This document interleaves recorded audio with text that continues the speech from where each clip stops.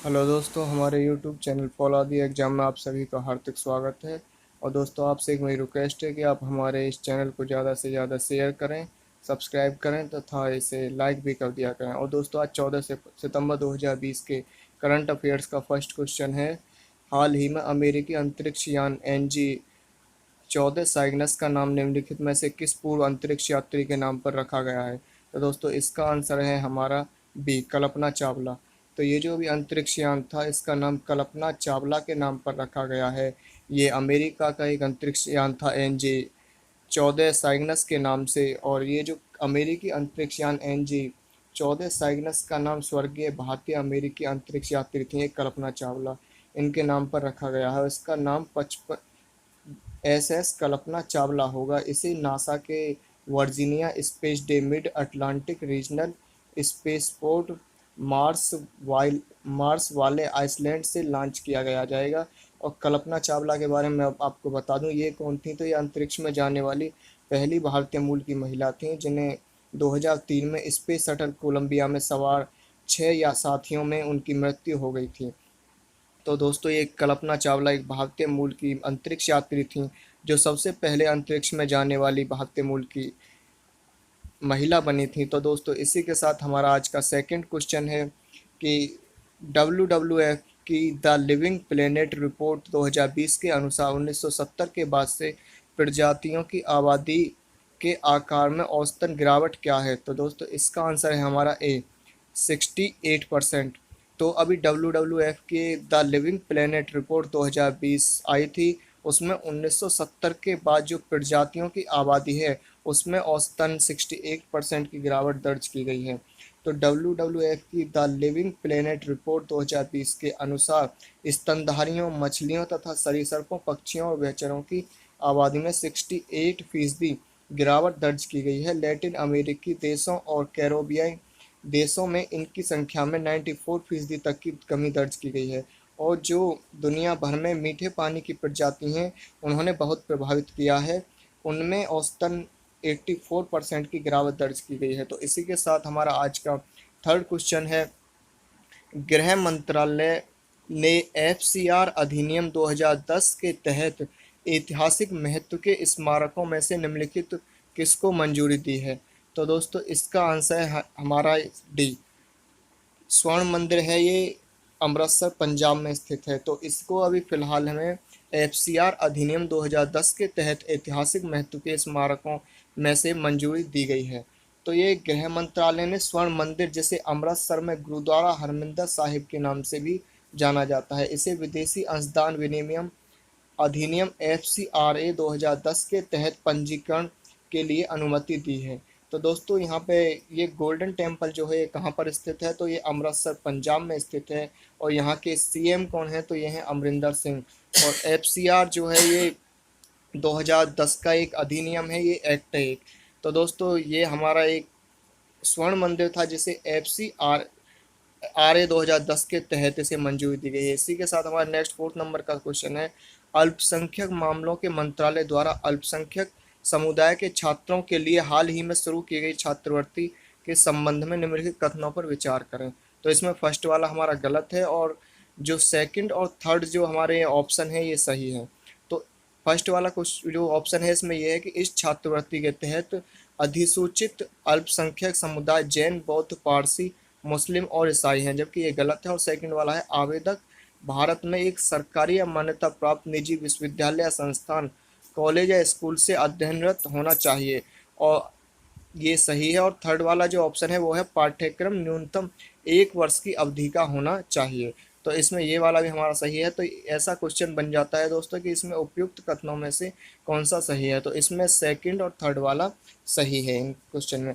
और दोस्तों, इसमें आवेदक को लास्ट ईयर में 50% मार्क्स जरूर होने चाहिए। तो इसी के साथ हमारा फिफ्थ नंबर का क्वेश्चन है। हाल ही में समाचारों में सर्वोच्च पोर्ट्स क्या है?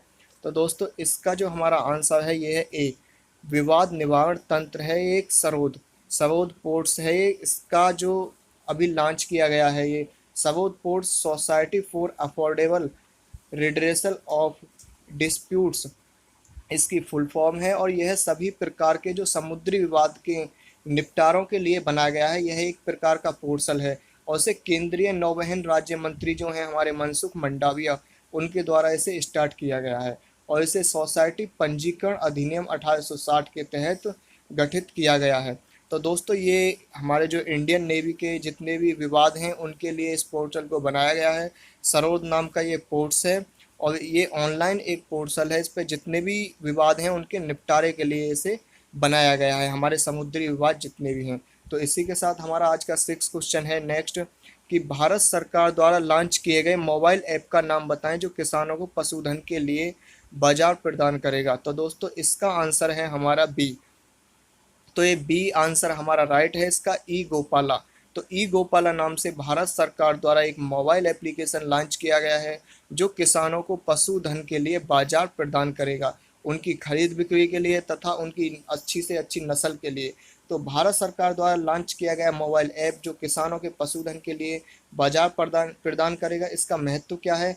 तो यह ऐप किसानों के प्रत्यक्ष उपयोग के लिए एक समग्र नस्ल सुधार बाजार और सूचना पोर्टल है। इस ऐप के द्वारा किसानों को पशुधन से संबंधित सभी जानकारी प्रदान होंगी तथा उन्हें अलर्ट भेजने या उन्हें इस क्षेत्र में विभिन्न सरकारी योजना और अभियानों के बारे में जानकारी मिलेगी। तो दोस्तों इसी के साथ हमारा आज का नेक्स्ट ये जो 7th नंबर का क्वेश्चन है अगला, तो ये है कि राज्य में स्टार्टअप रैंकिंग 2019 में निम्नलिखित में से किस राज्य का सर्वश्रेष्ठ प्रदर्शन का दर्जा दिया गया है? तो दोस्तों इसका आंसर है हमारा एक डी। तो ये गुजरात को अभी 2019 की स्टार्टअप्स रैंकिंग आई थी, उसमें सर्वश्रेष्ठ जो टॉप पर रहा था वो गुजरात को फर्स्ट का स्थान दर्ज किया गया है। तो हमारे जो वाणिज्यिक एवं उद्योग और रेल मंत्री हैं पीयूष गोयल, उनके द्वारा परितंत्र के समर्थन के लिए 2019 के परिणाम घोषित किए गए हैं, इसमें टॉप पर गुजरात रहा है। तो इसका उद्देश्य क्या है? इसका उद्देश्य है वाणिज्य को सरल बनाना और उत्पादकता बढ़ाना। तो केंद्र शासित प्रदेश में अंडमान एवं निकोबार द्वीप समूह का प्रदर्शन सबसे अच्छा रहा है। तो दोस्तों इसी के जो स्टार्टअप्स की रैंकिंग थी इसमें ये गुजरात को फर्स्ट का ये टॉप पे रखा गया है। इस रैंकिंग में 2019 की ये रैंकिंग थी, इसमें ये ध्यान, और केंद्र शासित प्रदेश में इसे अंडमान निकोबार को रखा गया। तो इसी के साथ हमारा नेक्स्ट 8 नंबर का क्वेश्चन है, आयुध निर्माणी बोर्ड ओएफबी के निगमीकरण के लिए नवगठित ईजीओएम के अध्यक्ष कौन है? तो इसका आंसर है हमारा ए, रक्षा मंत्री। तो हमारे जो रक्षा मंत्री हैं वो ये आयुध निर्माणी बोर्ड जो ओएफबी है, ऑर्डिनेंस फैक्ट्री बोर्ड ऑफ हमारे भारत जिसमें हथियार बनाए जाते हैं, उसके निगमीकरण के लिए हमारे जो रक्षा मंत्री राजनाथ सिंह हैं उनको इसके नवगठित ईजीओएम के अध्यक्ष बनाया गया है। तो यह भारत सरकार द्वारा गठित आत्मनिर्भर भारत पहल का एक हिस्सा है।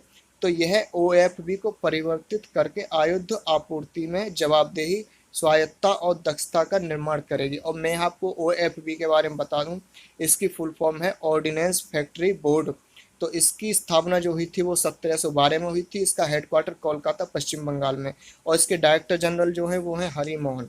और इसी के साथ हमारा नेक्स्ट 9th नंबर का क्वेश्चन है, वो है निम्नलिखित में से किस बैंक ने आई स्टार्टअप 2.0 की शुरुआत की है? तो दोस्तों इसका आंसर हमारा ए है, आईसीआईसीआई बैंक द्वारा ये फिलहाल में आई स्टार्टअप 2.0 की शुरुआत की गई है। तो यह शुरुआत जो है इसकी महत्व क्या है इसके बारे में बता दूं आपको। यह स्टार्टअप और बैंकिंग की ज़रूरतों को पूरा करने के लिए यह उनके बैंकिंग कार्यों जैसे ऑनलाइन केवाईसी से आप अपना खाता खोल सकते हैं तथा अपना अकाउंट नंबर भी साथ के साथ मतलब प्राप्त कर सकते हैं। इसे आईसीआईसीआई बैंक द्वारा स्टार्ट किया गया है। तो इसके बारे में बता दूं, इसका हेडक्वार्टर मुंबई में है और इसके सीईओ हैं संदीप बख्शी, और इसकी जो टैगलाइन है वो है हम है ना ख्याल आपका। और इसने अभी फ़िलहाल में आईसीआईसीआई बैंक ने एक वॉइस बैंकिंग सर्विस भी स्टार्ट की थी, तो ये अभी न्यूज में रहा था। ये क्वेश्चन भी आपके एग्जाम में आ सकता है, तो एग्जाम की दृष्टि से बहुत ही इंपॉर्टेंट क्वेश्चन है। और इसी के साथ हमारा आज का लास्ट और 10th नंबर का क्वेश्चन है, विशेष कोड टू विन पुस्तक किस खिलाड़ी के जीवन पर आधारित है? तो दोस्तों इसका आंसर है हमारा सी, विश्वेश भृगुवंशी।